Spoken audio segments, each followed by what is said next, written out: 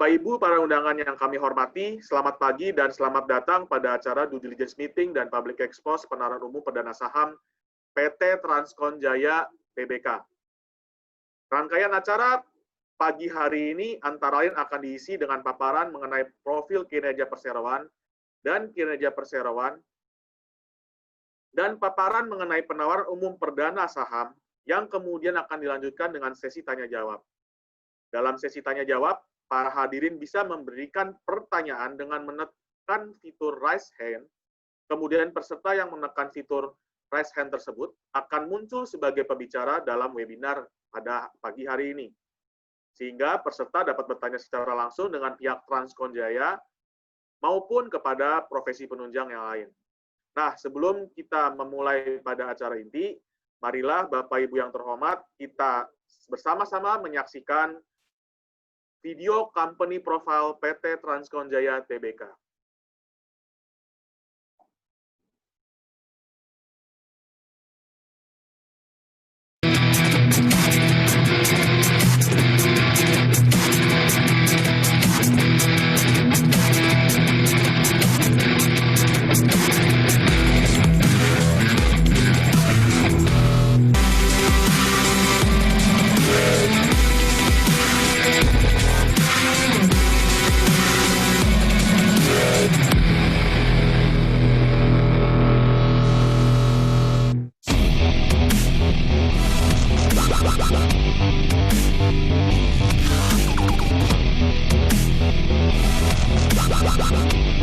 Perkembangan industri batubara terus meningkat. Sebagai perusahaan yang mengkhususkan di rental kendaraan 4WD, Transkon terus berinovasi. Dengan layanan terluas di seluruh Indonesia, kami terus menciptakan solusi yang menguntungkan bagi mitra kami berdasarkan kepercayaan. Karyawan adalah aset utama. Kami terus meningkatkan kualitas sumber daya manusia. Selama 18 tahun, kami menyediakan light vehicle bagi perusahaan nasional dan internasional. Sebagai salah satu penyedia layanan kendaraan dengan level safety, reliability, dan availability di dalam industri tambang dan gas. Dengan capaian yang membanggakan, Transkon siap melakukan ekspansi usaha. Transkon, perusahaan pertama yang memasuki pasar modal melalui Bursa Efek Indonesia cabang Balikpapan dan mendapatkan dukungan penuh dari pemerintah Balikpapan. Transkon dan Paknet juga siap mensupport pembangunan ibu kota baru Indonesia.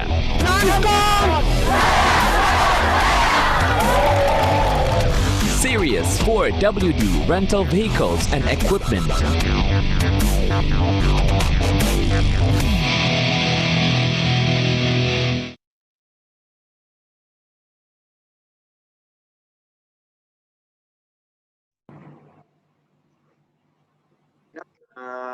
Terima kasih kepada Bapak Ibu yang sudah menyaksikan video company profile. Sekarang kita akan segera memasuki acara inti pada pagi hari ini. Due Diligence Meeting dan Public Expose Penawaran Umum Perdana Saham PT Transkon Jaya Tbk. Sebelum kita sampai ke acara inti, ada baiknya kami akan memperkenalkan terlebih dahulu jajaran manajemen penjamin pelaksana emisi efek, dan lembaga profesi penunjang pasar modal.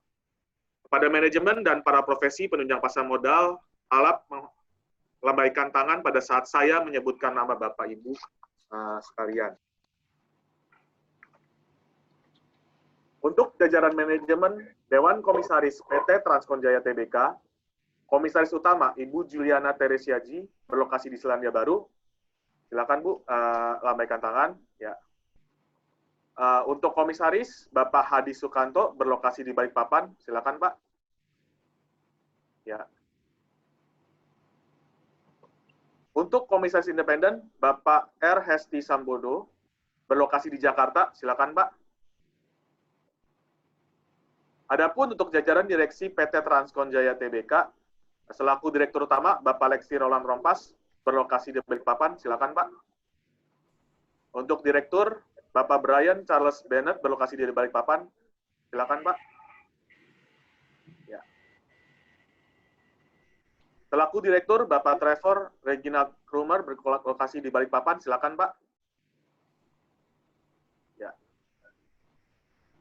Selaku sekretaris perusahaan, Bapak Alex Syauta berlokasi di Balikpapan. Silakan, Pak. Selaku penjamin pelaksanaan emisi efek adalah PT Yubikayan Sekuritas yang kebetulan diwakili oleh saya sendiri, saya Daud Gunawan, berlokasi di Jakarta sebagai moderator dan akan memandu jalannya presentasi pada pagi hari ini. Nah, selaku lembaga profesi penunjang pasar modal adalah akuntan publik. Kantor Akuntan Publik Kosasi Nurdiaman Mulyadi Cahyo dan rekan, member of Pro Global, diwakili oleh Bapak Dr. Andes Nurdiaman, CPA, dan Bapak Tri Pramito. Silakan, Pak. Selaku konsultan hukum adalah Kantor Hukum Ahmad Yusuf Partners, diwakili oleh Ibu Anita S. Putra. Silakan, Bu. Untuk notaris, Kantor Notaris Bukhari Hanafi yang diwakili oleh Bapak Notaris Bukhari Hanafi. Silakan, Pak. Dan terakhir, dari Biro Administrasi Efek, PT Adi Mitra Jasa Corpora, yang pada pagi hari ini diwakili oleh Bapak Samuel Edison. Silakan, Pak. Ya. Untuk selanjutnya, kita akan mendengarkan paparan profil perseroan kegiatan usaha yang akan dibawakan oleh Bapak Lexi Roland Rompas selaku Direktur Utama, dan dilanjutkan dengan kinerja dan rasio keuangan yang akan dipaparkan oleh Bapak Alex Syauta selaku Sekretaris Perusahaan. Sedangkan untuk bagian struktur penawaran dan jadwal indikatif akan dipaparkan oleh saya sendiri mewakili PT Yubikayan Sekuritas selaku penjamin pelaksanaan emisi efek. Kepada waktu dan tempat, saya persilahkan kepada Bapak Lexi Roland Rompas untuk menyampaikan paparannya. Terima kasih Pak Daud. Selamat pagi buat kita semua. Suara saya terdengar ya dengan jelas. Pada pagi ini, sebelum kita mulai, saya ingin menyampaikan salam sehat dulu untuk kita semua. Semoga kita semua diberkati oleh Tuhan Yang Maha Kuasa dan kita selalu dilindungi dari apapun yang sedang kita lakukan. Baik, saudara-saudara sekalian, Bapak Ibu yang sudah hadir, baik secara fisik maupun melalui online, oleh karena keterbatasan kondisi, maka kita melakukan ini dengan cara seperti ini. Pada pagi ini saya akan berbicara dua bagian dari bagian saya dari presentasi ini. Yang pertama adalah sekilas tentang perseroan. Jadi secara singkat saja, saya sampaikan di sini bahwa PT Transcon Jaya beroperasi mulai tahun 2002. Kami pada awalnya bergerak di bidang memasok suku cadang dan aksesoris kendaraan khusus yang digunakan di pertambangan. Jadi waktu itu kami lebih menitik beratkan kepada aksesoris yang akan dipasang di kendaraan-kendaraan yang akan masuk di industri pertambangan. Lalu pada tahun 2006 diputuskan bahwa kita kemudian menitik beratkan, kita punya operasi di penyewaan kendaraan 4x4 dan juga 4x2, yaitu light vehicle. Ya, light vehicle atau di tambang ini dikenal dengan sarana. Kemudian kita muncul dengan brand Transcon Ren pada saat itu. Jadi penyewaan ini kita gunakan brand Transcon Ren. Dan target pelanggan kita ini bergerak di bidang industri pertambangan yang ada di Kalimantan. Jadi pada saat itu kami masih menitik beratkan Kalimantan, khususnya Kalimantan Timur, di mana kami berada, Kalimantan Selatan, dan Kalimantan Tengah. Tahun 2011, kami menambah lini bisnis baru, yaitu jasa penyedia internet di wilayah Kalimantan dengan brand Paknet. Berkembang di tahun 2015, perusahaan kemudian memutuskan bahwa sudah waktunya, sudah saatnya kita harus keluar dari Pulau Kalimantan. Dan sejak saat itu kami mulai merambah hampir seluruh Indonesia, dan penambahan unit juga berkembang secara signifikan sejak saat itu. Dan tahun 2020 ini untuk mendukung rencana ke depan, kita kemudian melaksanakan program penawaran umum perdana saham atau IPO ini. Slide selanjutnya bisa Bapak Ibu saudara-saudara lihat di situ visi dan misi perusahaan. Bahwa PT Transcon Jaya ingin menjadi perusahaan penyedia jasa penyewaan kendaraan dan layanan internet terdepan dan terpercaya, serta dapat memberikan nilai tambah bagi seluruh stakeholders kita. Kemudian misinya untuk mencapai visi itu dengan mewujudkan lingkungan kerja yang aman dan sehat, serta mendukung pengembangan usaha perseroan. Jadi dengan kondisi kerja yang aman dan nyaman dan sehat, tentunya produktivitas akan berkembang. Kemudian misi selanjutnya adalah melaksanakan aktivitas usaha secara profesional dan terbuka. Memberikan nilai tambah kepada pelanggan. Jadi tidak hanya apa yang didapat, tapi juga lebih dari itu. Kemudian yang keempat, menetapkan ukuran sasaran kerja dan mengupayakan peningkatan kualitas jasa pekerjaan perseroan. Lanjut, Bapak Ibu bisa lihat di sini, ini adalah struktur sebelum IPO. Jadi kalau kita breakdown lebih sederhana, saat ini Transkon Jaya dimiliki oleh PT MSG Investama Abadi, 40% sahamnya. Kemudian PT Dama Investama Sukses, 60%. Kemudian setelah IPO nanti, perseroan akan melepas kepemilikan sebanyak 24,83%, di mana ini akan diambil oleh masyarakat, dan nilai ini termasuk dengan employee stock allocation. Jadi 24,83% ini sudah mencakup keseluruhan yang akan dilepas. Pengurus dan pengawas. Seperti yang sudah diperkenalkan oleh Pak Daud tadi, pengurus dan pengawas, ada Dewan Komisaris, Komisaris Utama, Ibu Juliana Teresiaji, kemudian Komisaris, Bapak Hadi Sukanto, dan Komisaris Independen Perusahaan, Bapak Hesti Sambodo. Kemudian direksi, saya sendiri, Leksi Roland Trompas sebagai Direktur Utama, kemudian Bapak Brian Charles Bennett sebagai Direktur, dan juga Bapak Trevor Cromer sebagai Direktur kami. Dengan struktur organisasi yang dapat Bapak, Ibu, dan Saudara-saudari lihat di layar. Ya. Jadi pembagiannya sudah kita sepakati seperti ini dan sudah dijalankan sampai sejauh ini.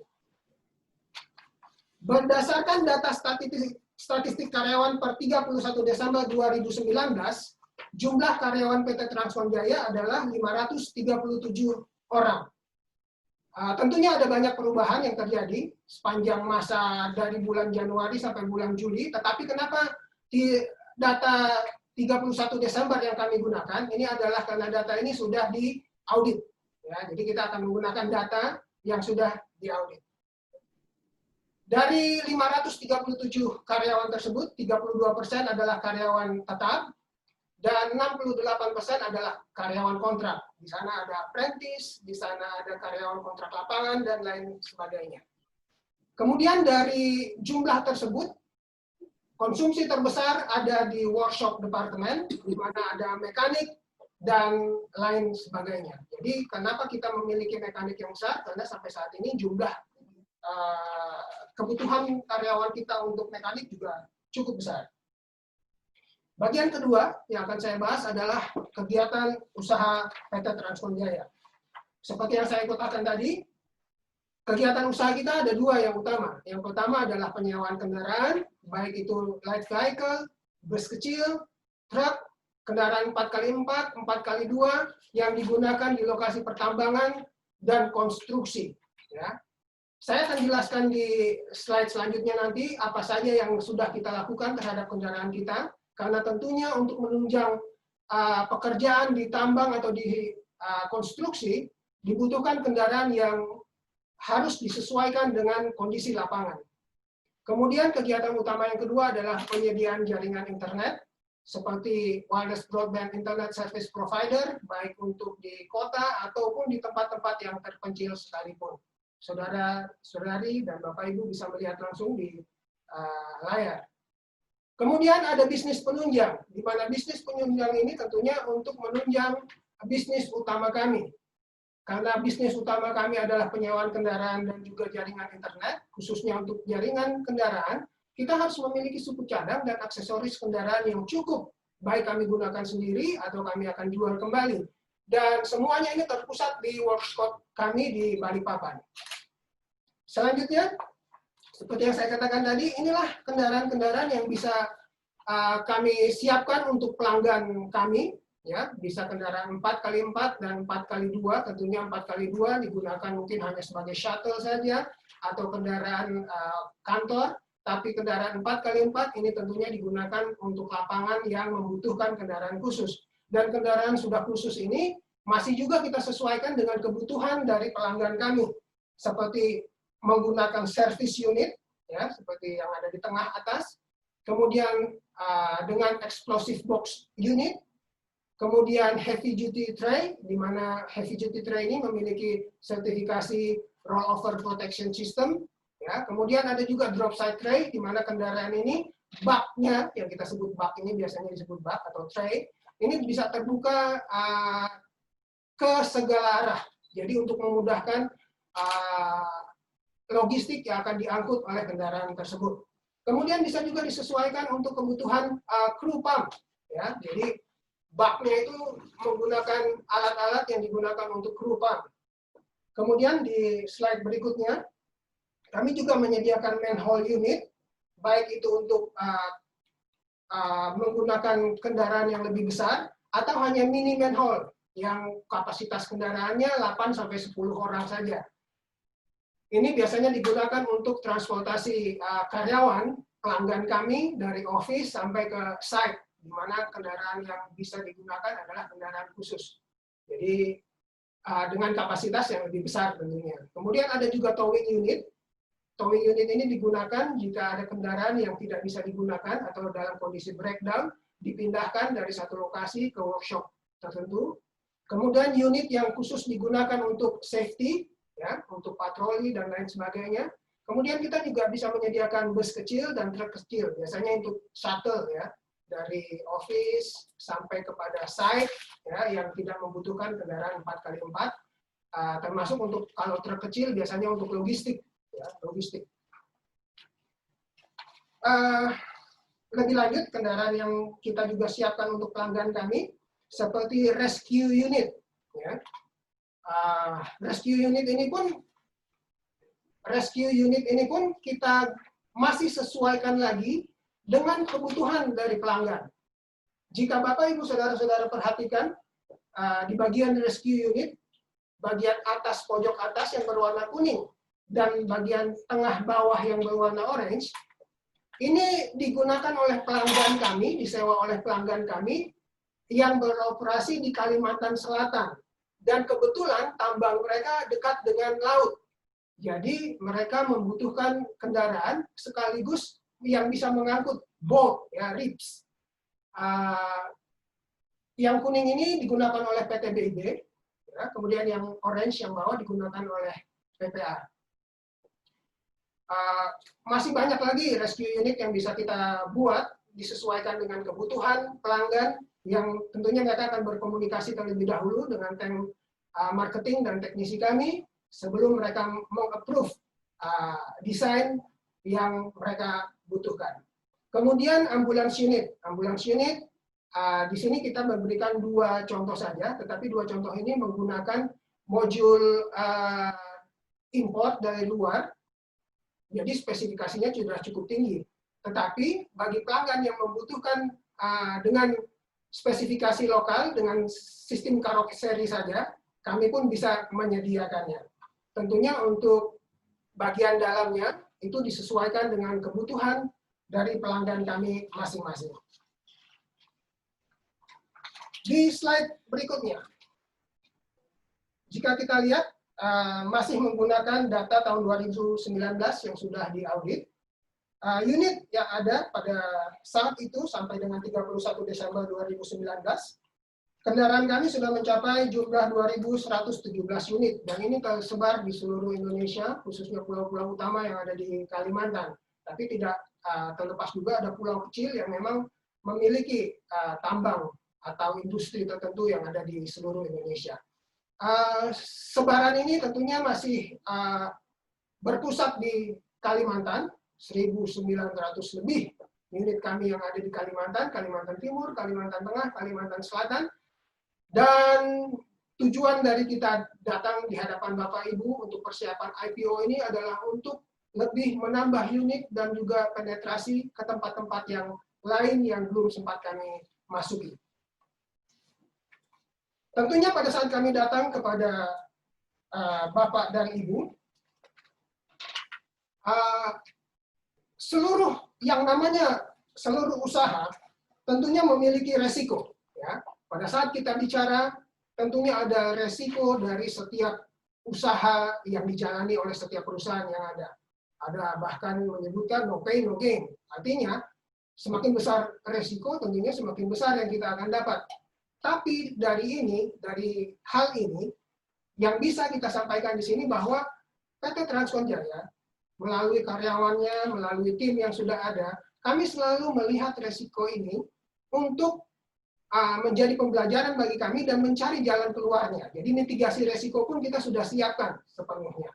Seperti contohnya, saya tidak akan bahas satu-satu tentunya, karena terlalu banyak. Resiko ketersediaan kendaraan dan suku cadang. Bagaimana caranya kita harus mengantisipasi hal ini? Jangan sampai pada saat pelanggan membutuhkan kendaraan, kendaraan tidak tersedia di pasar. Seperti itu. Jadi, tim kami selalu berkomunikasi dengan dealer dan juga toko-toko spare part yang ada, penyedia spare part untuk PT Transkon Jaya, dan menyampaikan informasi-informasi tentang apa yang sedang kami ikuti, seperti contoh mengikuti tender-tender tertentu. Sehingga pada saat kami mendapatkan PO atau purchase order dari pelanggan kami, kendaraan akan segera disiapkan, sehingga waktu tunggu itu tidak terlalu lama. Kenapa hal itu penting? Mungkin bagi saudara menganggap PT Transkon kan hanya tinggal menunggu dari pihak dealer untuk menyediakannya. Tapi ini tidak terjadi pada pelanggan kami. Karena pelanggan kami beroperasi hampir 24 jam dalam sehari, 7 hari dalam seminggu, 365 hari dalam setahun.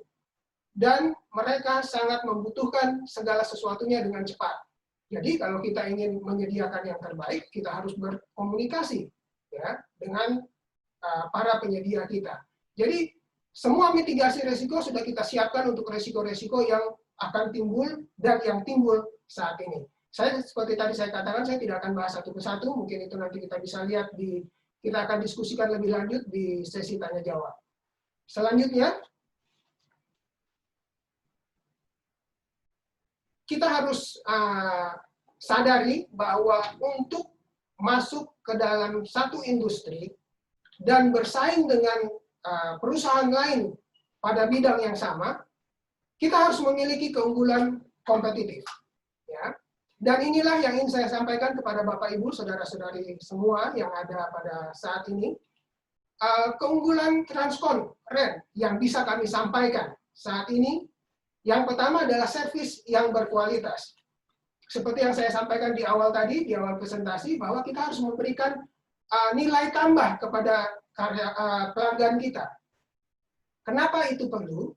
Karena bagi kompetitor PT Transkon Jaya, yang namanya kendaraan atau brand tertentu, mereka juga bisa dapat di pasar. Ya. Ini bisa dibeli karena ini adalah kendaraan atau unit yang sama yang ada di pasar.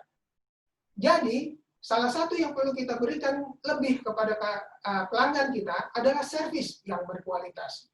Dan untuk menunjang itu, PT Transkon Jaya sudah memiliki training center, di mana karyawan kami, khususnya para mekanik kami, selain mereka diambil dari lapangan, diambil dari industri yang sudah ada, kami juga melatih mereka secara langsung di training center PT Transkon Jaya, baik itu dalam tahap pemula, menengah, sampai dengan advance. Sehingga diharapkan karyawan PT Transkon Jaya adalah karyawan yang memiliki kelebihan dalam memberikan servis yang berkualitas kepada pelanggan-pelanggan PT Transkon Jaya.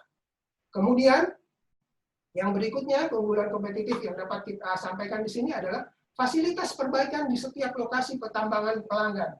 Seperti yang saya katakan tadi, PT Transkon Jaya ada di pulau-pulau utama, tapi tidak lepas ada di pulau-pulau kecil.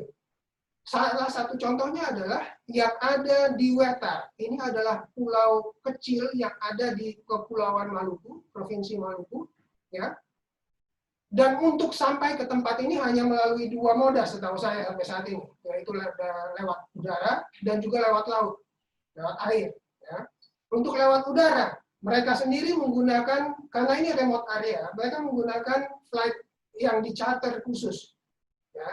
Sehingga ketersediaan seat itu sangat-sangat sulit untuk didapat. Jadi yang paling umum digunakan itu adalah menggunakan moda laut dengan mengarungi laut yang cukup bisa saya katakan menantang, sehingga tidak mudah untuk sampai ke tempat ini. Tetapi PT Transcon Jaya ada di sana. Ini untuk memberikan nilai tambah tadi kepada pelanggan kami. Jadi kemampuan untuk berada di lokasi-lokasi yang jauh itu sampai saat ini masih bisa kita penuhi. Kemudian yang di bawah, kemampuan menjangkau wilayah terpencil Kalimantan. Jika saya bicara tentang Pulau Kalimantan, tentunya kita harus merubah mindset kita. Karena di tempat kami ini, yang namanya moda transportasi darat, itu berbeda sekali dengan saudara-saudara kita yang ada di pulau-pulau lain yang lebih maju. Jadi untuk menjangkau wilayah yang jauh atau terpencil di Kalimantan ini, itu adalah sebuah challenge tersendiri.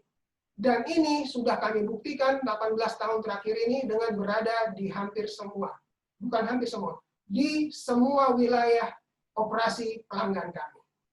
Kemudian yang keempat, kemampuan finansial yang dapat diandalkan. Saudara-saudara, ibu-ibu dan bapak-bapak yang ada di sini semuanya, kemampuan finansial adalah hal yang penting menurut kami saat ini. Kenapa hal itu penting? Karena tentunya untuk menunjang operasional kami, baik di tempat yang jauh, di tempat yang dekat, ini membutuhkan dana yang tidak sedikit. Dan saat ini kami memiliki kemampuan finansial yang bisa kami andalkan melalui finance company yang sudah bersama-sama dengan kami bertumbuh bersama-sama dalam tahun-tahun yang kebelakang, dan mereka sudah memberikan komitmen untuk tahun-tahun yang ada di depan nanti. Jadi hal ini sungguh membantu kami sehingga pada saat customer membutuhkan, kami dapat menyediakan.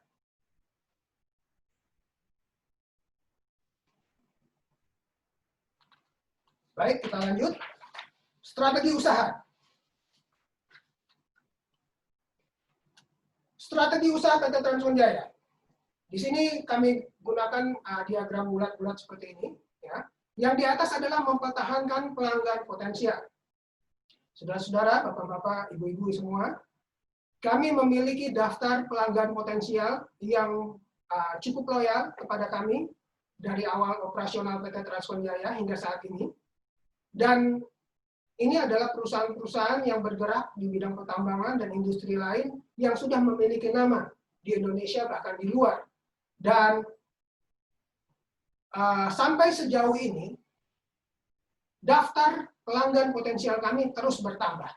Ya. Jadi kami tidak melupakan mereka, kami selalu mempertahankan pelanggan potensial PT Transcon Jaya, sembari terus mencari pelanggan potensial yang lain. Dan ini masih terus kita lakukan, dan seperti saya katakan tadi, sampai sejauh ini, daftar ini terus bertambah.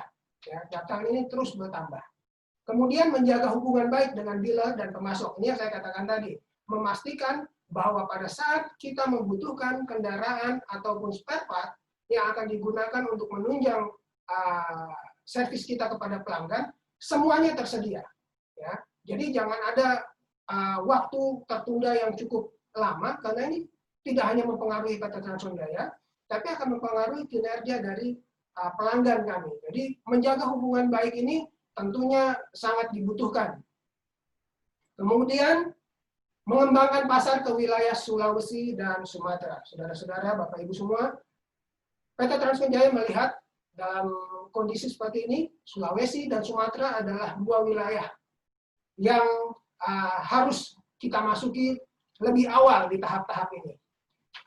Kalau saudara-saudara lihat peta penyebaran tadi, sebetulnya kita sudah ada di Sumatera dan juga di Pulau Sulawesi. Tetapi nilai jumlahnya masih sedikit atau terbatas. Dan inilah kenapa kami datang kepada Bapak, Ibu, Saudara-saudari memperkenalkan perusahaan kami, supaya nanti kami mampu untuk mengembangkan lebih luas lagi ke daerah ini, bahkan ke tempat-tempat yang lain.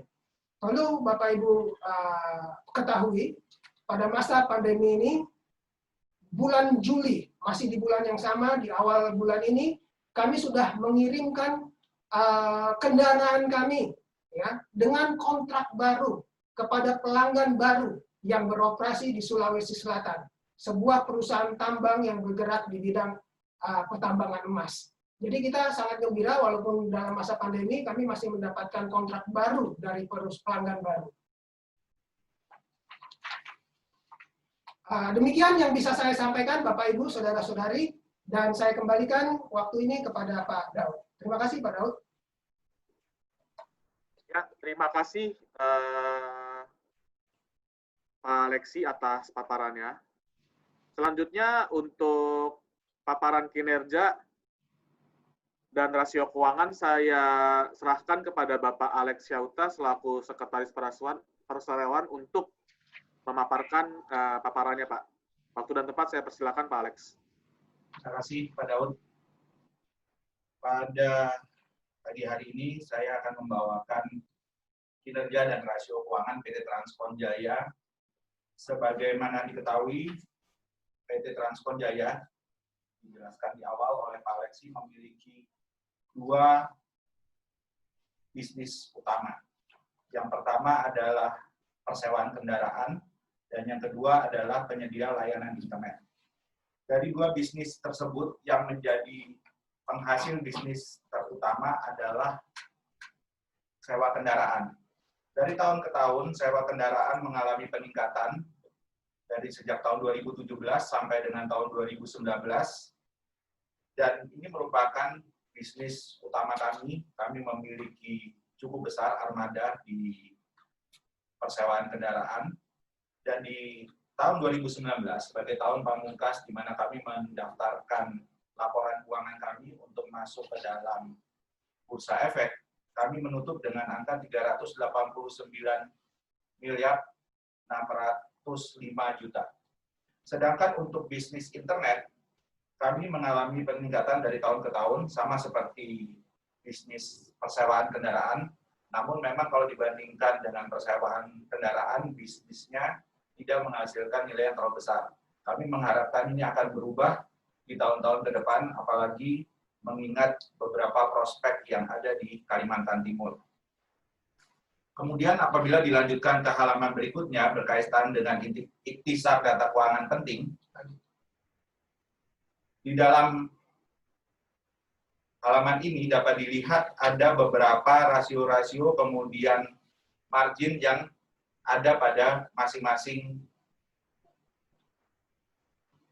laporan kami, baik pendapatan, laba bruto, laba usaha, kemudian earning before interest, dan terakhir laba neto. Dalam pendapatan secara total, dan kami menggabungkan antara persewaan kendaraan bersama dengan sewa internet, kami mengalami peningkatan secara total di 2019.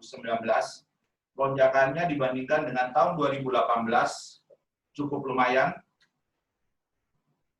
walaupun menurut kami itu masih bisa ditingkatkan lagi di tahun 2020 ini. Kemudian untuk laba bruto, secara total perusahaan membukukan peningkatan dari tahun ke tahunnya, dari sejak tahun 2017 sampai dengan tahun 2019, secara total kami mengalami peningkatan kurang lebih 32%. Kemudian untuk laba usaha, kami membukukan peningkatan kurang lebih 47% dan ditutup di tahun 2019 dengan angka 95 miliar. Sedangkan untuk laba neto, kami menutup setelah dikurangi pajak, kami menutup di angka 30,5 miliar pada tahun 2019, dan itu berarti ada peningkatan senilai 22% dibandingkan tahun 2017. Kemudian pada slide berikutnya, untuk aset dari tahun ke tahun kami mengalami peningkatan dengan pengecualian pada 2019. Tapi peningkatan pada aset di 2019, penurunan aset pada tahun 2019 ini diimbangi dengan penurunan pada kewajiban di 2019. Apabila dilihat pada grafik di sebelahnya, total liabilitas atau kewajiban kami, yang berarti utang perusahaan, mengalami penurunan secara substansial di tahun 2019 dibandingkan tahun 2018. Hal ini berbanding terbalik dengan ekuitas. Pada ekuitas dapat dilihat nilai kami mengalami peningkatan, ekuitas atau modal kami mengalami peningkatan dari 2018 ke 2019 secara substansial. Secara total dari sejak tahun 2017 kami mengalami peningkatan 28%. Kemudian dibandingkan dengan rasio-rasio profitabilitas, margin-margin kami mulai dari margin laba kotor, laba usaha dengan laba bersih. Dapat dilihat dari laba kotor, perusahaan mengalami peningkatan dari 2017 sampai dengan 2019. Kemudian dari laba usaha, perusahaan mengalami peningkatan dari posisi 18,8% pada tahun 2017, dalam 2 tahun kami menaikkan menjadi 23,76%. Ini merupakan suatu pencapaian bagi kami karena hal ini dicapai di tengah-tengah kondisi yang beraneka ragam. Secara total keseluruhan di tahun 2019 ada beberapa pertimbangan secara makro, tapi kami berhasil menyelesaikan dengan peningkatan pada laba usaha senilai 23,76%. Hal ini agak berbanding terbalik dengan laba neto, karena laba neto kami dipengaruhi oleh faktor sesudah pajak. Nah, akibatnya perusahaan mengalami penurunan pada tahun 2019, tapi tetap membukukan, apabila dibandingkan dengan slide sebelumnya, perusahaan tetap membukukan peningkatan laba dibandingkan tahun 2018. Sedangkan untuk return on asset dan return on equity dapat dilihat bahwa di return on asset perusahaan mengalami peningkatan, walaupun pada return on equity secara keseluruhan perusahaan membukukan penurunan. Namun penurunan atas return on equity dibandingkan dengan slide berikutnya akan memberikan suatu pencerahan di mana perbandingan antara utang dengan equity atau perbandingan antara utang dengan modal mengalami penurunan yang tajam dari tahun 2018 bahkan tahun 2017 jika dibandingkan dengan tahun 2019. Hal ini diakibatkan karena program perusahaan dalam mendekati periode IPO berusaha untuk menurunkan utang sehingga tidak menjadikan beban yang terlalu berat bagi investor-investor pada pasar modal. Hal ini membawa kami kepada prospek usaha pada slide berikutnya. Ada beberapa prospek usaha yang kami yakin akan memberikan dampak bagi investor di pasar modal dan masyarakat di Kalimantan, sehingga akan sangat menguntungkan bagi perusahaan-perusahaan, terutama yang berbasis di Kalimantan Timur, untuk masuk ke pasar modal. Dan ini yang mengakibatkan pemegang saham kami menyetujui konsep untuk memasuki pasar modal pada tahun 2020. Peluang yang utama yang kami tentukan adalah pemindahan ibu kota ke Kalimantan Timur yang sudah disampaikan oleh Pak Jokowi pada tahun 2019. Hal ini akan memberikan keuntungan bagi perusahaan di masa yang akan datang. Mengingat hal ini sudah mendapatkan penguatan dari berbagai lembaga pemerintah. Walaupun mungkin pada saat ini mengalami gangguan diakibatkan COVID, tapi prospek usaha yang diakibatkan oleh pemindahan ibu kota tidak berkurang. Yang ada berdasarkan indikasi yang kami terima menunjukkan peningkatan dalam prospek bagi perusahaan-perusahaan di Kalimantan. Kemudian selain pemindahan ibu kota ke Kalimantan Timur yang menjadikan peluang bagi kami melihat ada penentuan pada Rencana Umum Energi Nasional. Dalam Rencana Umum Energi Nasional dikategorikan batubara sebagai salah satu industri yang dapat memberikan energi murah. Dan kemudian apabila ini dibandingkan dengan rencana dari Presiden Jokowi sampai dengan beberapa tahun ke depan untuk meningkatkan kapasitas energi listrik, hal ini akan mendukung kondisi perusahaan yang bergerak di bidang pertambangan, khususnya pertambangan batubara.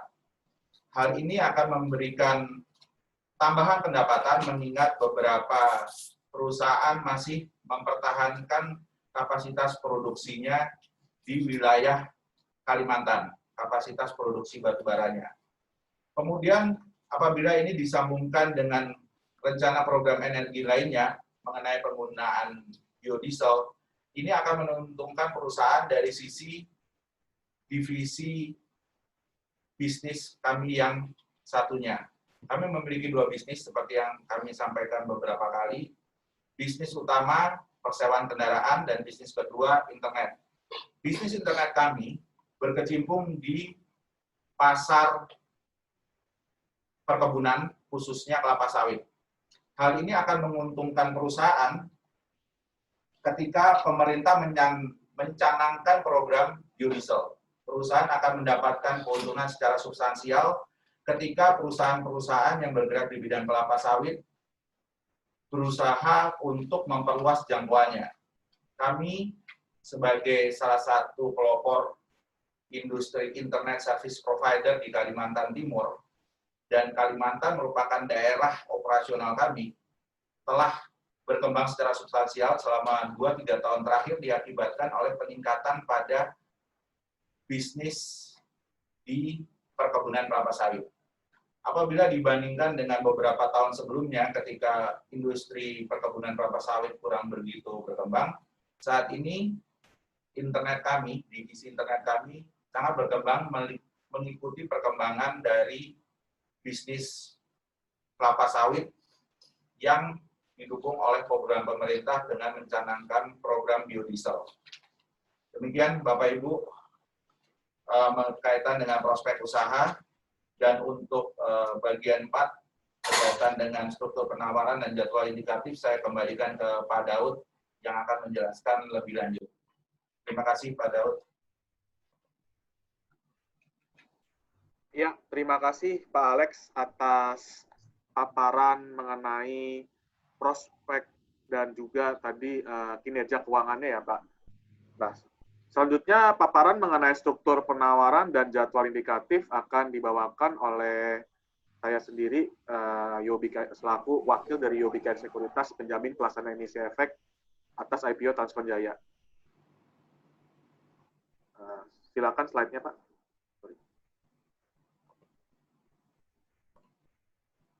Untuk struktur penawaran umum,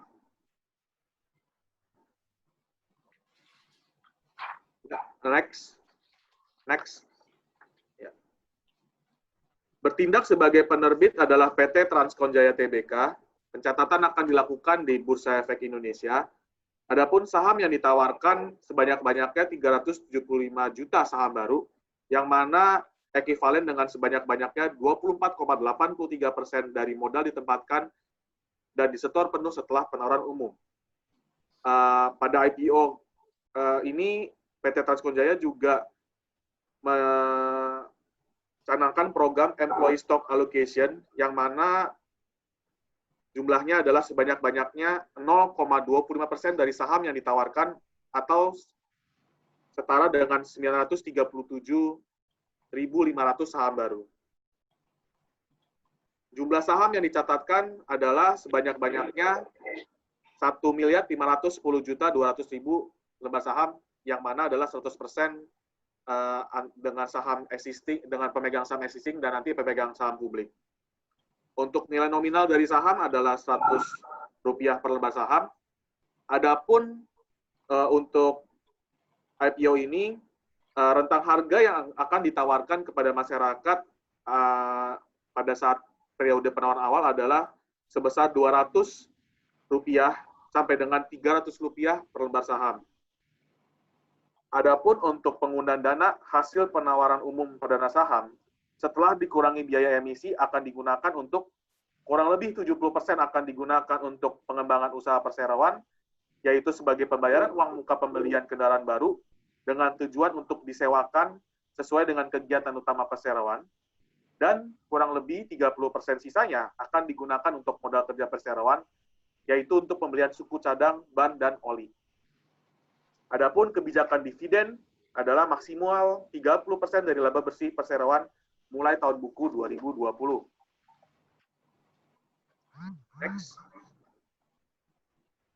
Adapun untuk indikasi jadwal penawaran umum, perseroan telah melakukan penawaran awal pada tanggal 10 Juli sampai dengan nanti tanggal 3 Agustus 2020, di mana setelah dilakukannya book building, kami mengharapkan untuk dapat memperoleh pernyataan efektif dari OJK pada tanggal 14 Agustus 2020, yang mana akan dilanjutkan dengan masa penawaran umum pada tanggal 19 hingga tanggal 27 Agustus 2020, dilanjutkan dengan penjataan saham pada tanggal 31 Agustus 2020, yang mana akan dilanjutkan dengan distribusi saham secara elektronik dan sekaligus refund itu pada tanggal 2 September 2020. Sehingga perseroan mengharapkan pencatatan saham dari PT Transkon Jaya Tbk dapat dilakukan pada tanggal 3 September 2020.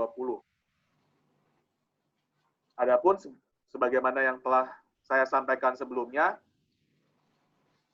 lembaga dan profesi penunjang yang membantu perseroan menyelenggarakan IPO ini adalah bertindak sebagai penjamin pelaksana emisi efek PT Yobi Kayan Sekuritas, yang mana dibantu oleh akuntan publik Kosasih Nurdiaman Mulyadi Cahyon dan rekan, a member of Crow Global, konsultan hukum Ahmad Yusuf and Partners, notaris Bukhari Hanafi Sarjana Hukum, dan Biro Administrasi Efek PT Adimitra Jasa Korpora.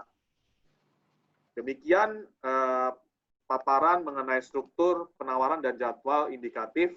Selanjutnya, saya menyerahkan sesi tanya jawab kepada Pak Alex Syauta sebagai Sekretaris Perseroan sekaligus perwakilan dari pihak perseroan yang akan memandu sesi tanya jawab berikut.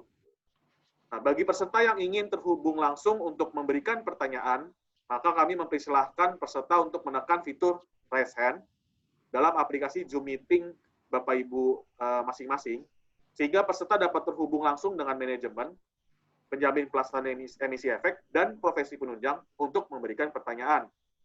Bagi peserta yang telah berhasil terhubung untuk bertanya, sebelumnya saya mohon untuk dapat menyebutkan nama, institusi, serta pertanyaannya.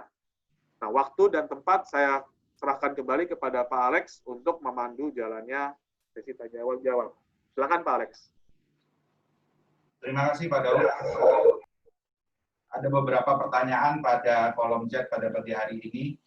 Ada salah satu peserta yang bertanya beberapa poin.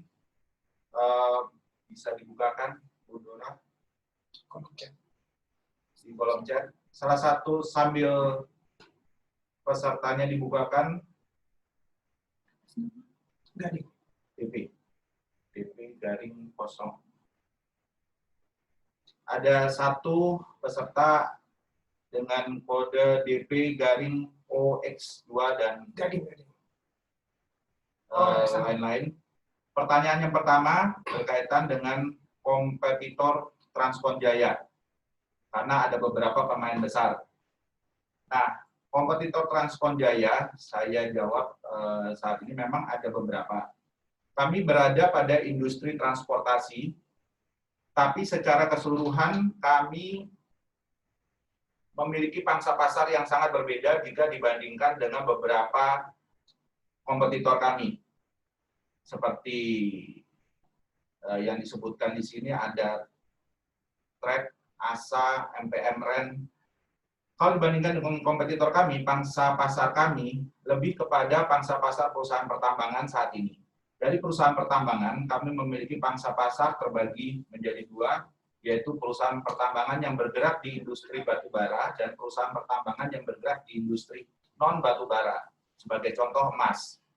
Nah, ini berbanding terbalik dengan pesaing-pesaing kami lainnya. Pesaing kami lainnya mereka lebih memilih multi-industri, sedangkan kami memilih satu industri khusus yang saat ini kami kembangkan secara maksimal. Itu sebabnya armada kami bisa bertumbuh secara substansial dalam beberapa tahun belakangan ini ketika kami melebarkan sayap tidak hanya di Kalimantan, tapi juga di seluruh Indonesia. Pangsa pasar ini boleh dibilang semacam ceruk khusus atau niche market jika dibandingkan dengan pemain-pemain lainnya. Pemain lainnya mereka memilih multi-industri yang mereka lihat sebagai suatu keuntungan ketika kondisi sedang buruk. Sedangkan kami memilih industri khusus. Dan kalau dilihat industri khusus ini, atau industri pertambangan ini memberikan sumbangsi bagi profit margin kami. Profit margin kami cukup besar kalau dibandingkan dengan pesaing-pesaing kami lainnya. Mudah-mudahan itu bisa menjawab pertanyaan yang terus pertanyaan yang kedua berkaitan dengan total kendaraan yang tersewa dan tidak tersewa.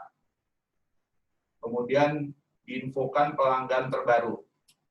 Pelanggan terbaru yang disampaikan oleh Pak Lexi kemarin, baru saja, mohon maaf, pelanggan baru yang disampaikan oleh Pak Lexi itu merupakan pelanggan di daerah Sulawesi Selatan bernama Mas Mindo.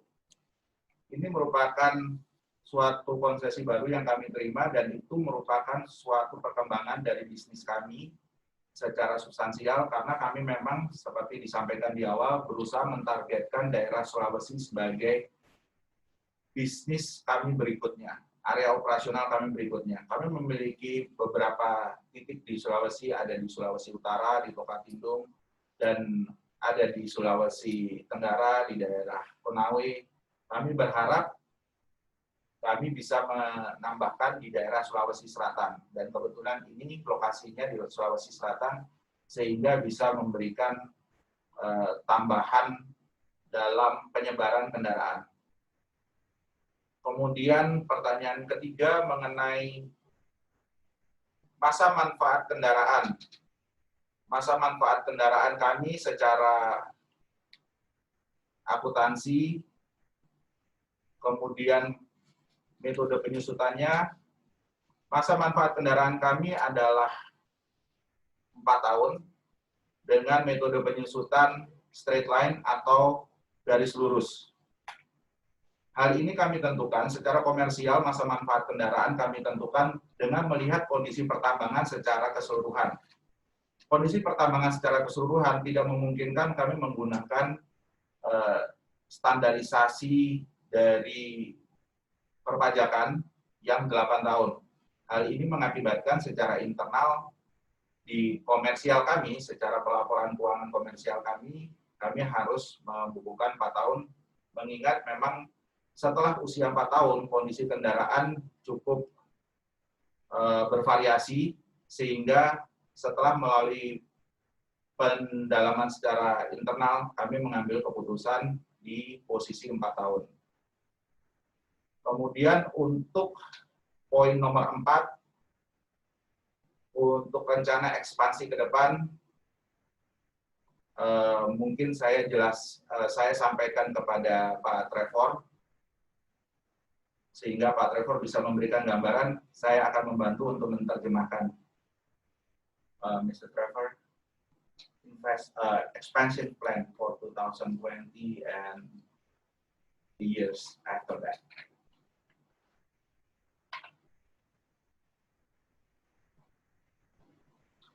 Good morning.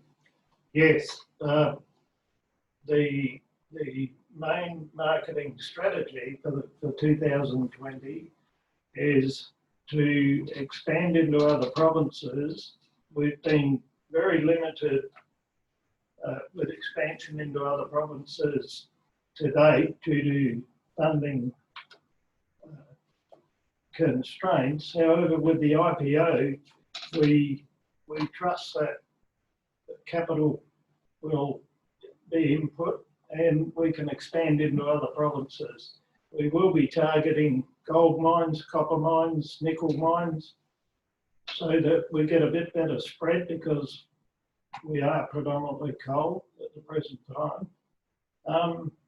And beyond that, in 2021-22, with our existing customer base, we can expand into truck and bus and other areas. Construction, of course, we will, with the capital city coming to Balikpapan, that gives us a huge opportunity, which we hope to take advantage of. So the strategy in the longer term is to continue to build the rental business throughout the whole of Indonesia and to get a better spread in construction, mining, and even renewable energy has opportunities for us as well. Thank you. Terima kasih. Thank you, Mr. Trevor.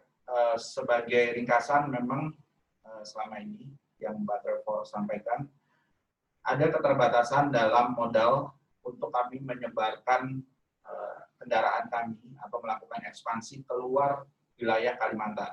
Jadi kami memang membatasi pada beberapa daerah tertentu, dan sebagai home base kami, Kalimantan merupakan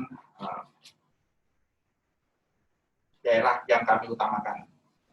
Tapi dengan IPO ini kami berniat melakukan ekspansi benar-benar secara menyeluruh, secara total, tidak hanya tebang pilih, tapi benar-benar secara masif. Karena kami tidak ingin mengecewakan para calon investor kami dengan melakukan tebang pilih dan kemudian berakibat pada pertumbuhan yang setengah-setengah. Sehingga kami akan melakukan ekspansi secara masif di luar Kalimantan.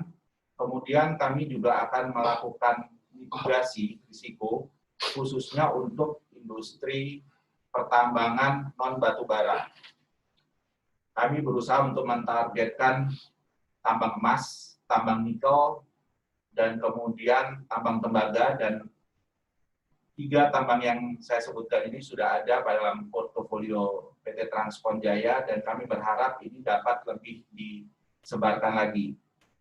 Di luar itu, di luar industri pertambangan, kami juga akan mengincar infrastruktur, karena dengan peningkatan pada rencana pemerintah untuk industri, untuk ibu kota negara di Kalimantan Timur, kendaraan yang memungkinkan untuk masuk ke area sebelum dilakukan pembangunan adalah kendaraan kami, kendaraan 4x4. Ini akan membantu kami, ini akan meningkatkan pendapatan kami secara substansial. Nah, di luar infrastruktur, kami juga melihat ada potensi-potensi untuk meningkatkan di industri lain, karena masih ada industri yang belum kami jamah, seperti industri perkebunan. Perkebunan dengan daerahnya yang masif, daerahnya yang luas, membutuhkan kendaraan 4x4. Di luar itu kami juga melihat ada potensi perkembangan pada tipe kendaraan. Selama ini tipe kendaraan yang kami berikan adalah kendaraan 4x4. Kami mengharapkan untuk menambah portofolio tipe kendaraan seperti bus dengan truk.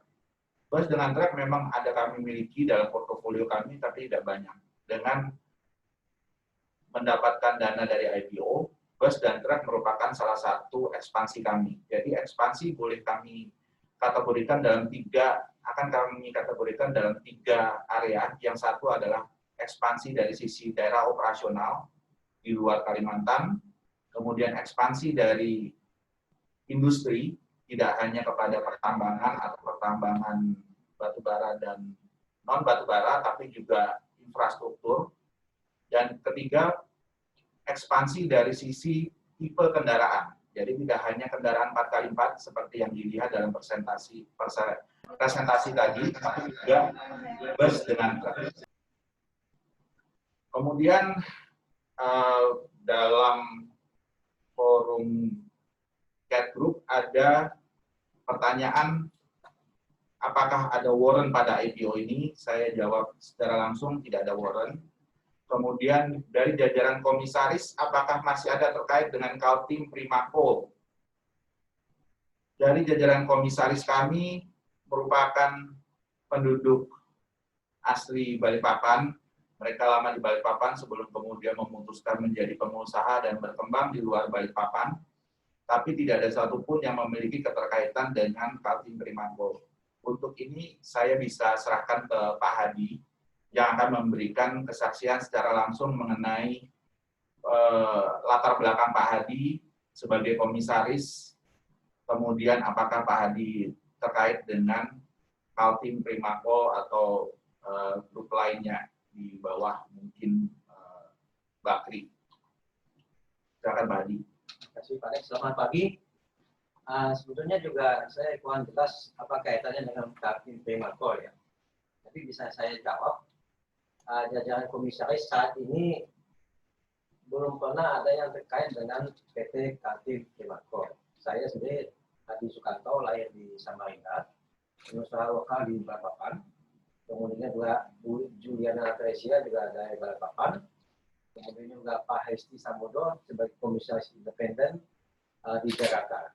Sebelumnya beliau background-nya juga belum pernah berhubungan dengan PT Kaltim Primako.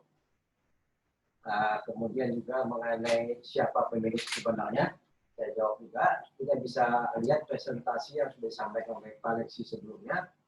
Jadi PT Transkonjaya ini dimiliki oleh PT MSC Investama Abadi dengan saham sebesar 40%, adalah perusahaan dari lokal Balikpapan. Kemudian juga PT Damai Investama Sukses juga perusahaan dari Balikpapan dengan saham sebesar 60%. Mengenai dia punya struktur ke atasnya, mungkin bisa dilihat pada presentasi yang disampaikan oleh Pak Lexi sebelumnya. Demikian secara singkat saya sampaikan. Terima kasih. Baik, terima kasih Pak Hadi. Kemudian kita berpindah, ada pertanyaan dari investor Daily dari Bapak Gafur. Boleh dibuka ininya. Pak Gafur, apakah ada? Saya akan buka mic-nya Pak Gafur. Nah, halo Pak. Selamat pagi Pak Gafur. Selamat pagi juga Bapak dan juga Bapak direksi sekalian. Ya, saya terdengar Pak? Terdengar Pak Gafur. Silakan. Supaya ada interaksi. Pak, untuk fokus Persora pada tahun ini apa ya Pak ya? Lalu dana hasil IPO ini kira-kira mau digunakan untuk apa? Nah, nanti bagaimana target dan top line bottom line-nya di tahun ini? Lalu terkait pandemi, bagaimana nih mitigasi Persora? Apakah terpengaruh kinerjanya? Lalu bagaimana cara mengatasinya? Lalu terakhir mungkin capex-nya mungkin apakah diambil dari IPO itu berapa dan untuk menggunakan apa? Terima kasih Pak. Oke, Pak Gafur, saya akan membagikan pertanyaannya. Berarti ada beberapa pertanyaan kalau dilihat dari daftar pertanyaannya Pak Gafur yang bisa saya jawab secara langsung dan bisa disampaikan secara langsung oleh saya. Dana hasil IPO akan digunakan untuk apa? Itu fokus kami lebih kepada ekspansi Pak Gafur. Jadi tidak ada dana dari IPO seperti yang disampaikan dalam slide kami sebelumnya, 70% untuk ekspansi, 30% untuk penguatan logistik kami, yang berarti pengadaan suku cadang, pengadaan oli, pengadaan ban. Itu merupakan target kami dari IPO ini. Jadi tidak ada yang kami gunakan untuk mengurangi pembayaran utang misalnya. Karena untuk sekadar gambaran Pak Gafur, ada alasan kenapa liabilitas kami turun di tahun 2019, karena dari sejak awal kami memiliki kemampuan yang lebih dari cukup untuk melakukan penyelesaian utang-utang kami tanpa melibatkan dana dari luar. Bahkan kami cukup berbangga ketika kalau kami dicek di perusahaan leasing atau di perusahaan pembiayaan lainnya, kami dikategorikan sebagai kolektibilitas satu, artinya lancar, artinya tidak ada permasalahan, dan di tengah-tengah pandemi seperti sekarang, kami tidak melakukan restrukturisasi sama sekali. Hal ini merupakan suatu kebanggaan tersendiri bagi kami secara internal, karena secara jujur beberapa perusahaan yang saya tahu secara pribadi dan ada beberapa perusahaan yang bahkan berada di pasar pun melakukan restrukturisasi, tapi tidak dengan kami karena kami merasa bahwa kami memiliki cash flow atau arus kas yang cukup untuk membayar utang-utang kami, menutupi biaya operasional kami, sehingga kembali ke poin pertanyaannya Pak Gafur, ini semua kami gunakan untuk ekspansi ke depan. Kemudian fokus pada tahun ini seperti yang disampaikan oleh Pak Trevor, lebih kepada ekspansi di 3 bidang, ekspansi pada industri, ekspansi pada tipe kendaraan, dan ekspansi pada daerah operasional.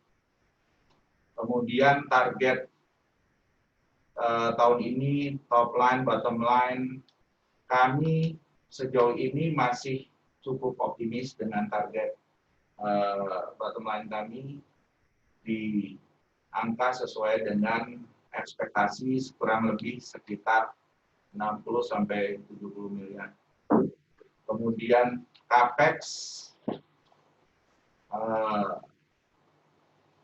sudah disebutkan di awal, CAPEX berapa dan akan digunakan untuk apa sesuai dengan penjabaran dari Pak Daud. Kami mentargetkan 300 rupiah per lembar saham, 200 sampai 300 dengan jumlah saham yang beredar 375 juta.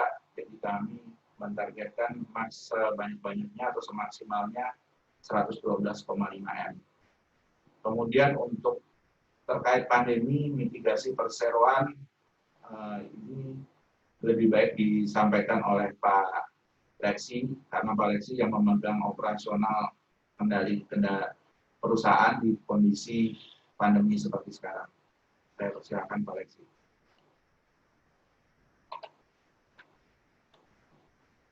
Sebentar, saya akan buka videonya dulu.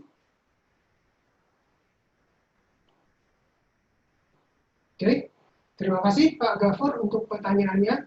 Memang pandemi ini tentunya mempengaruhi banyak bidang ya. Tetapi kami bersyukur karena pada saat pandemi ini terjadi, PT Transkon Jaya berpengaruhnya tidak terlalu signifikan. Bisa saya katakan seperti itu. Berpengaruh dalam operasional, iya. Karena pada saat pandemi ini terjadi, tentunya kita harus merubah pola kerja kita.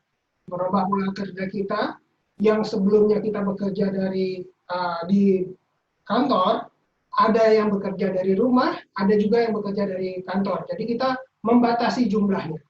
Jadi sehingga terjadi penyebaran yang cukup luas dari pertemuan antara satu karyawan dengan karyawan yang lain.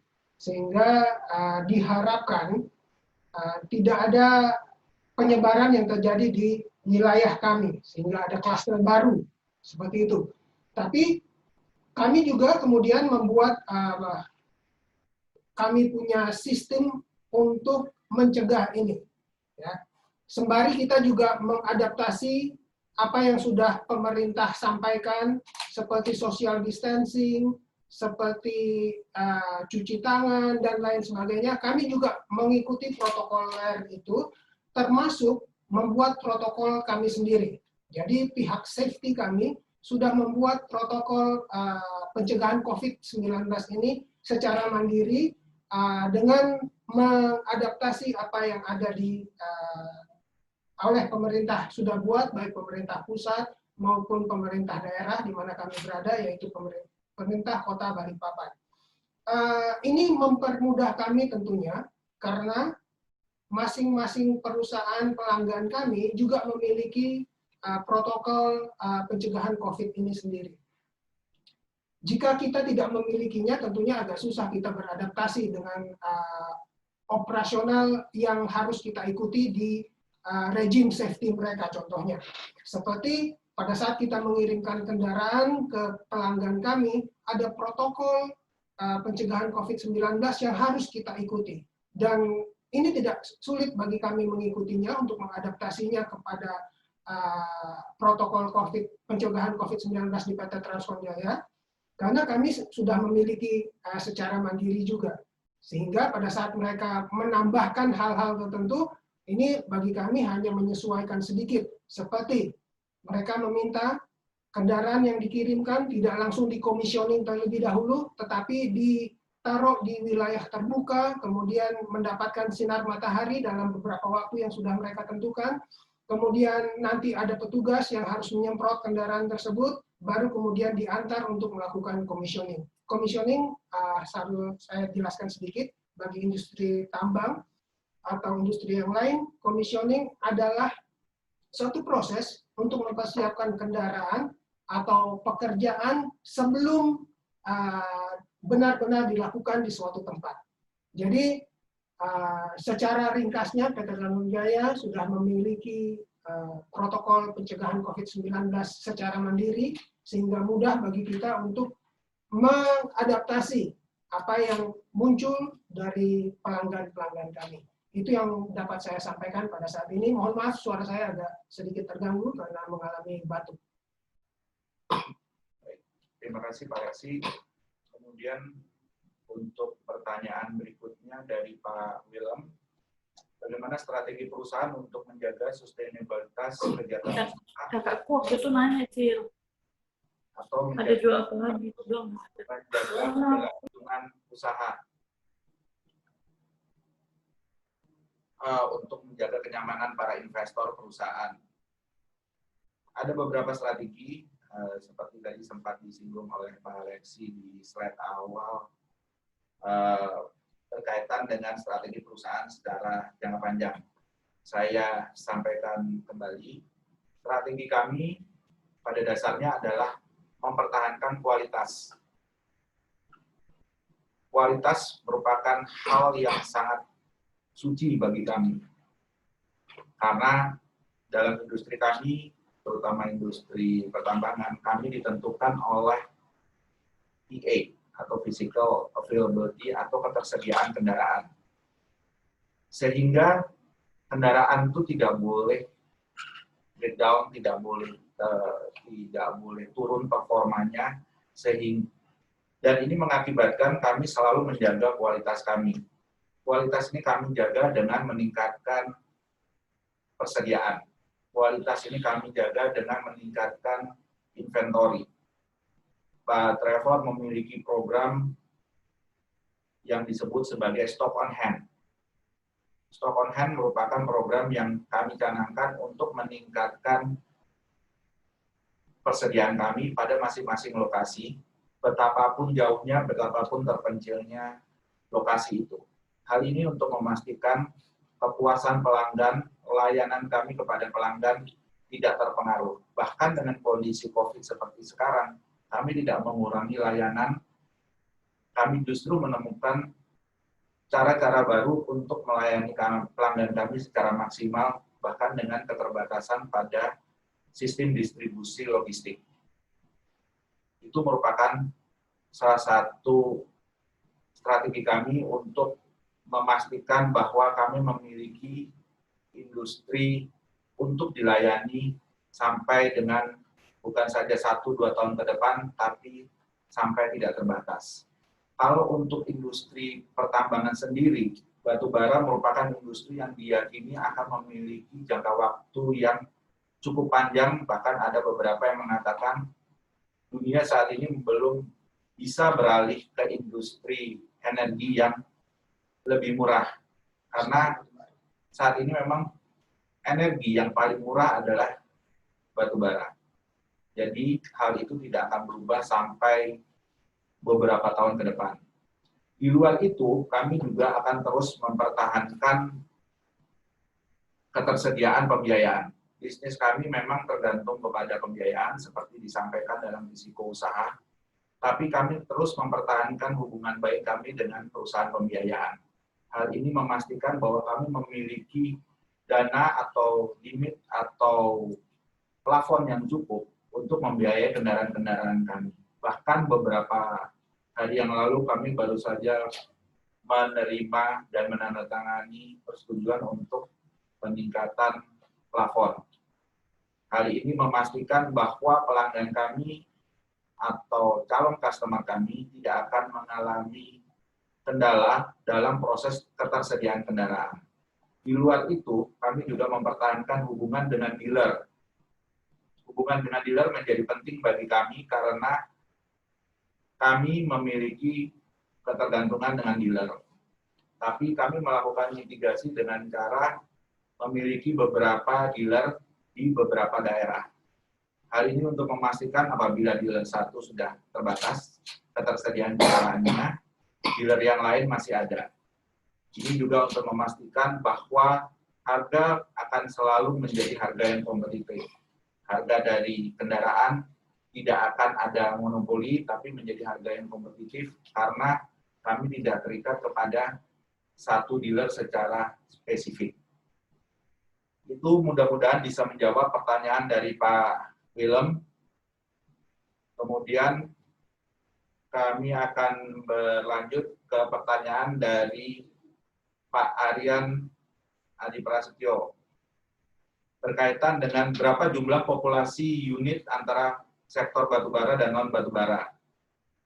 Secara pastinya kami akan menjawab dari sisi persentase. Perbandingan antara populasi kendaraan batubara dan non batubara adalah 85 berbanding 15%.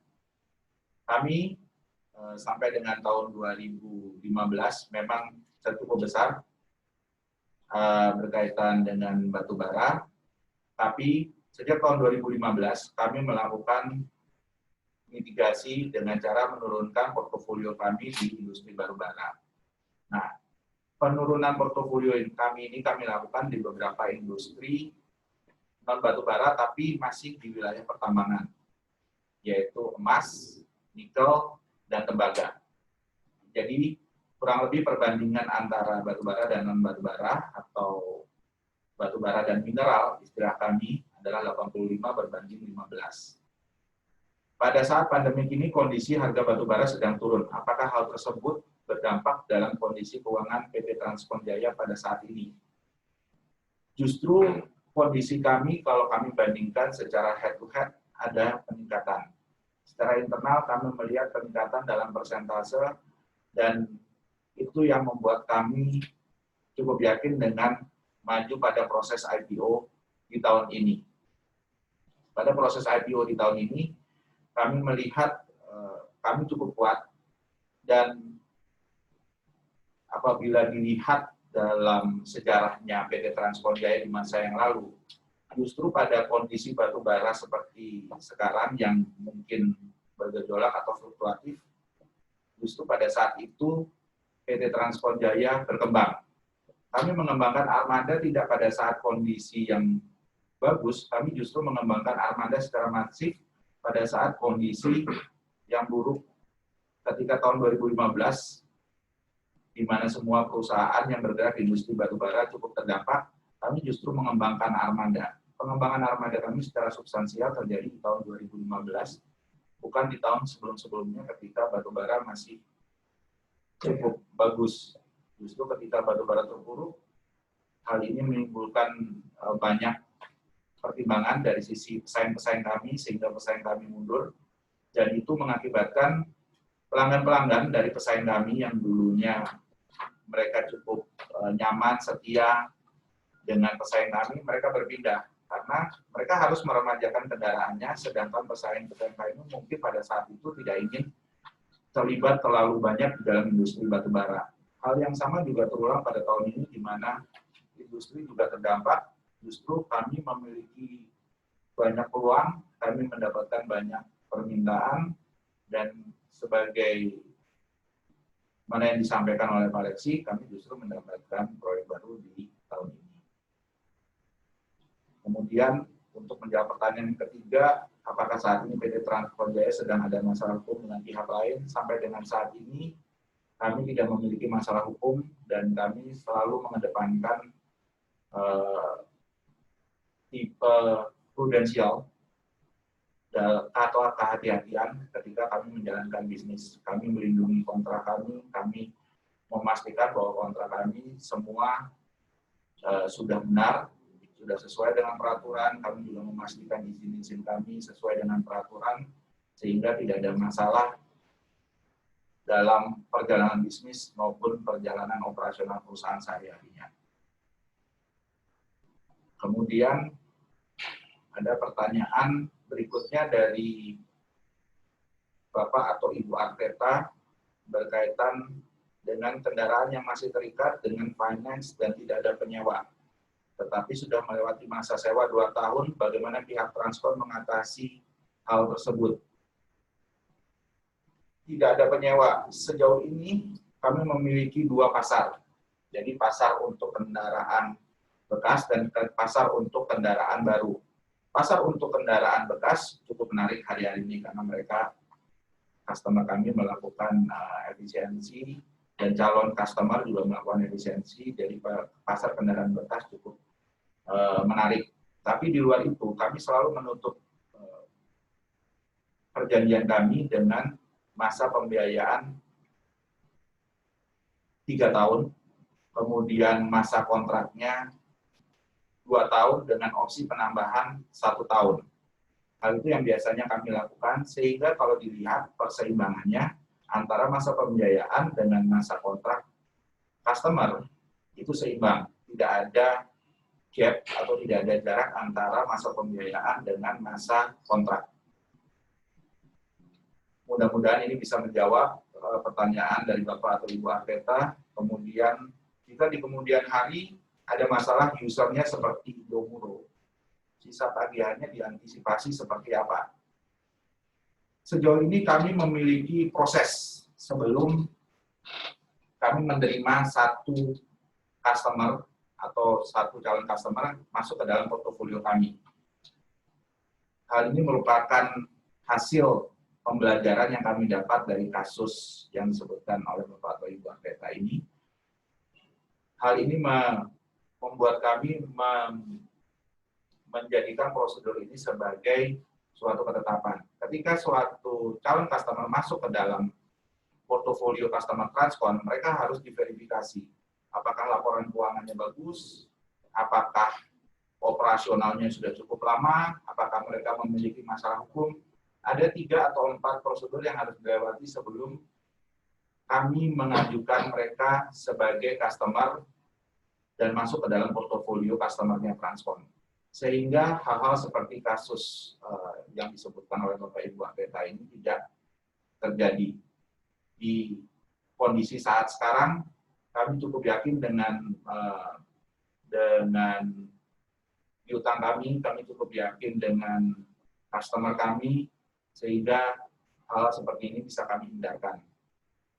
Dan begitu ada indikasi masalah, selalu kami lakukan komunikasi dengan customer, kami selalu memudayakan persuasif, kemudian negosiasi, memastikan bahwa masalah-masalah dari customer pun bisa kami bantu, sehingga hal-hal yang berkaitan dengan keterlambatan pembayaran atau hal-hal yang berkaitan dengan adanya piutang atau kredit yang macet tidak terjadi pada perusahaan kami.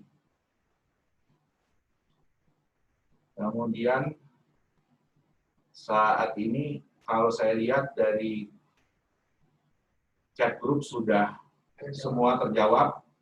Apabila ada yang ditanyakan Bapak Ibu sekalian, saya berikan kesempatan, mohon disampaikan kepada pihak operator sehingga kami bisa buka mic-nya.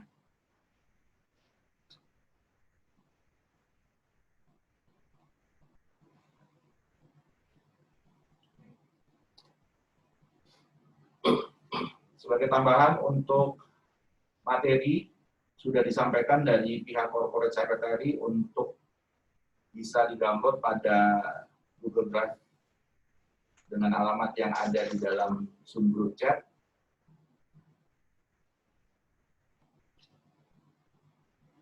Apabila tidak ada pertanyaan, akan saya kembalikan kepada Pak Daud,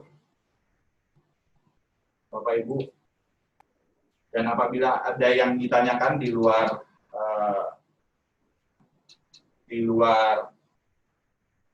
public expose kali ini, bisa menghubungi Corporate Secretary PT Transkon Jaya. Nanti alamat dan alamat email akan disampaikan pada grup chat, dan kemudian nomor telepon juga akan disampaikan pada grup chat. Saya kembalikan ke Pak Daud. Silakan Pak Daud. Terima kasih banyak Pak Alex yang telah memandu sesi tanya jawab.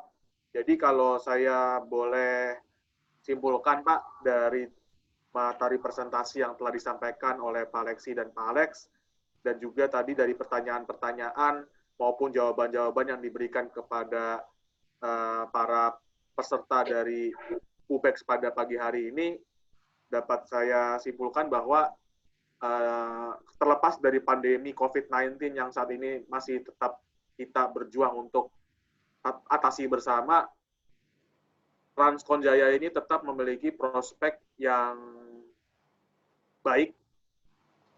Tapi tadi ada satu kata yang menarik disebutkan oleh Pak Alex adalah tebang pilih, Pak. Jadi ini tebang pilih ini sebenarnya mengindikasikan bahwa permintaan dari customer atas service dari Transkon Jaya ini masih tetap banyak, masih tetap panjang. Tapi dari Transkon Jaya-nya sendiri memang mengutamakan kualitas, baik dari sisi customer maupun dari sisi service yang ingin nantinya disampaikan, makanya ada istilah kata tebang pilih tersebut. Tapi nanti diharapkan setelah IPO ini dilakukan, jadi lebih fleksibel dalam istilahnya menjaring customer yang sudah ngantri ini, tapi tetap mengutamakan dan mengedepankan kualitas, supaya nantinya hal-hal yang terkait dengan proses gagal bayar dari sisi customer maupun nanti dari sisi kualitas penyampaian jasa dari Transkon Jaya kepada customer itu bisa istilahnya ditingkatkan. Nah, lantas juga tadi disebutkan juga ada prospek dari ibu kota baru di Kalimantan Timur dan lain sebagainya. Saya kira itu semua dapat memberikan satu assurance bagi Bapak Ibu calon investor untuk memperhitungkan PT Transkon Jaya Tbk ini sebagai salah satu saham yang nantinya menjadi bagian dari portfolio investasi dari Bapak Ibu. Akhir kata, saya berterima kasih atas kehadiran Bapak Ibu, para undangan sekalian yang telah mengikuti acara ini dari awal hingga saat ini. Semoga acara public expose dan due diligence meeting yang terselenggara hari ini dapat memberikan informasi bagi Bapak Ibu sekalian sebagai calon investor dari PT Transkon Jaya Tbk. Akhir kata, saya Daud Gunawan mewakili pribadi maupun mewakili segenap manajemen, direksi dan komisaris PT Transkon Jaya, mewakili PT Yobikayan Sekuritas selaku penjamin pelaksana emisi efek pada IPO PT Transkon Jaya Tbk ini, dan segenap profesi dan penunjang pasar modal yang telah saya sebutkan sebelumnya, mengucapkan terima kasih dan mohon maaf apabila dalam penyampaian paparan kami pada pagi hari ini terdapat kata-kata yang mungkin kurang berkenan di hati Bapak Ibu sekalian. Akhir kata, saya ucapkan terima kasih. Sekian dari saya, Pak Alex. Ya, terima kasih Pak Daud. Selamat pagi semuanya.